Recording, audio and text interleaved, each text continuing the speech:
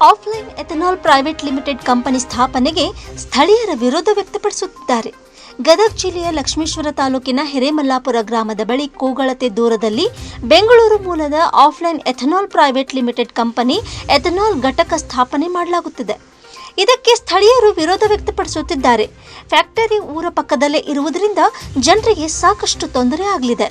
Ethanol factory ಆದ್ದರಿಂದ ದುರ್ವಾಸನೆ, ಹೊಗೆ, ಶಬ್ದ ಮಾಲಿನ್ಯದಿಂದ ತೊಂದರೆ ಆಗುತ್ತೆ. ನಮಗೆ ಹಾಗೂ ನಮ್ಮ ಪೀಳಿಗೆಗೆ ಪೂರಕವಾಗದೆ ಮಾರಕವಾಗಲಿದೆ. ಇದರಿಂದ ರೈತ ಭೂಮಿ ಫಲವತ್ತತೆ ಹಾಳಾಗಲಿದೆ. ಪರಿಸರ ಮಾಲಿನ್ಯ, ವಾಯು ಮಾಲಿನ್ಯ, ಶಬ್ದ ಮಾಲಿನ್ಯ, ಅಂತರ್ಜಲ ಮಟ್ಟ, ರಸ್ತೆ ಹಾಳಾಗುವುದನ್ನು ತಡೆಗಟ್ಟುವುದರ ಜೊತೆಗೆ ಜನ ಜಾನುವಾರುಗಳ ಪ್ರಾಣ ಉಳಿಸಿ ಎಂಬ ಕೂಗು ಸ್ಥಳೀಯರದ್ದಾಗಿದೆ. ಹಿರೇಮಲ್ಲಾಪುರ ಸರಹದ್ದಿನ ಸರ್ವೆ ನಂಬರ್ 45 ಮತ್ತು 46ರಲ್ಲಿ ಸುಮಾರು 40ಕ್ಕೂ ಅಧಿಕ ಎಕರೆ ವಿಸ್ತೀರ್ಣದಲ್ಲಿ ಈ ಫ್ಯಾಕ್ಟರಿ ನಿರ್ಮಾಣವಾಗುತ್ತಿದೆ. ಮೊದಲು ಕೃಷಿ ಚಟುವಟಿಕೆ, ಫಾರ್ಮ್ ಹೌಸ್ ಹೆಸರಲ್ಲಿ ಮಧ್ಯವರ್ತಿಗಳಿಂದ ರೈತರಿಗೆ ಸುಳ್ಳು ಹೇಳಿ ಭೂಮಿ ಖರೀದಿಸಿದ್ದಾರೆ. ಕಳೆದ 2 ತಿಂಗಳಿಂದ ಫ್ಯಾಕ್ಟರಿ ಕಟ್ಟುವ ಕಾರ್ಯ ಜೋರಾಗಿ ನಡೆಸಿದ್ದಾರೆ.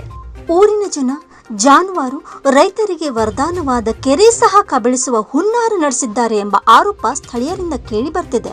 ಇಲ್ಲಿ ಜೀವನ ಮಾಡ್ತಕ್ಕಂಥ 6 ಎಕರೆ ಕೊಟ್ಟಿದ್ದೇವೆ ಭೂಮಿನ.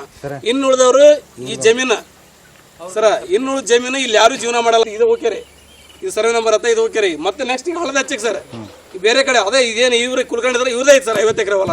ಇವತ್ತು ಅವನು ಪರ್ಚೇಸ್ ಮಾಡಾಕತ್ತಾರ. ಸುತ್ತಮುತ್ತ ಬಡ್ಡಿ ಏರಿಯಾ ಐತೆ ಸರ್, ಮುಂಕೊಟ್ಟು ಹೋಗ್ಬಿಡ್ತಾರ. ಇಲ್ಲಿ ನಾವು ಅನುಭವಿಸ್ತಾರಲ್ಲ ಕಷ್ಟ,